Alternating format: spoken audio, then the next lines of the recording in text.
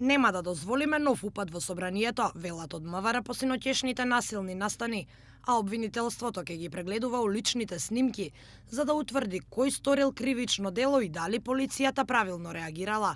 Лица со фантомки ја турнале оградата во обид да влезат во законодавниот дом. Реакцијата на полицијата е во рамки на нејзините законски утврдени надлежности да ги обезбеди институциите и јавниот мир, велат од МВР. Дел од групата, од која голем дел маскирани, ја турнаа заштитната ограда и почнаа да фрлаат кон полицијата со камења, пиротехнички средства и други предмети. Исто така се обидаа и насилно да влезат во зградата на собранието на Република Македонија. Потоа, дел од демонстрантите продолжиле да дивеат низ градот, демолирани угостителски објекти, нападнати гости, запалено возило, хаос и по завршувањето на протестот.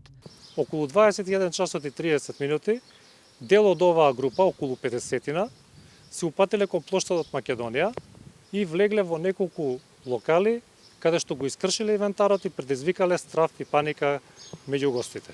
Исто така, опожарено е патничко моторно возило во близина на хотелот Holiday Inn. Повредени се 10 полициски службеници, од кои еден потешко и 7 демонстранти, а приведени се 26 лица. Меѓу приведените е и снимателот на порталот Infomax, кој по протестот останал пред собранието.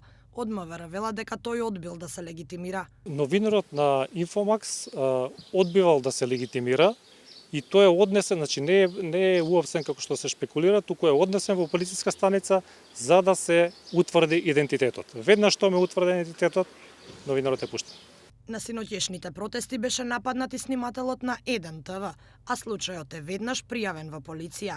Од МВР апелираа до новинарите уредно да се легитимираат и да не ја попречуваат работата на полицајците. Апелираат и до демонстрантите мирно да протестираат. На расветлување на синоќешните настани работи и јавното обвинителство. Ојо побарало од МВР да ги обезбеди снимките од безбедносните камери. Од содржината на видеозаписите, како и од други обезбедени докази, ќе се утврдува евентуалното незаконито дејствување на лицата лишени од слобода и на малолетните лица претходно лишени и пуштени на слобода.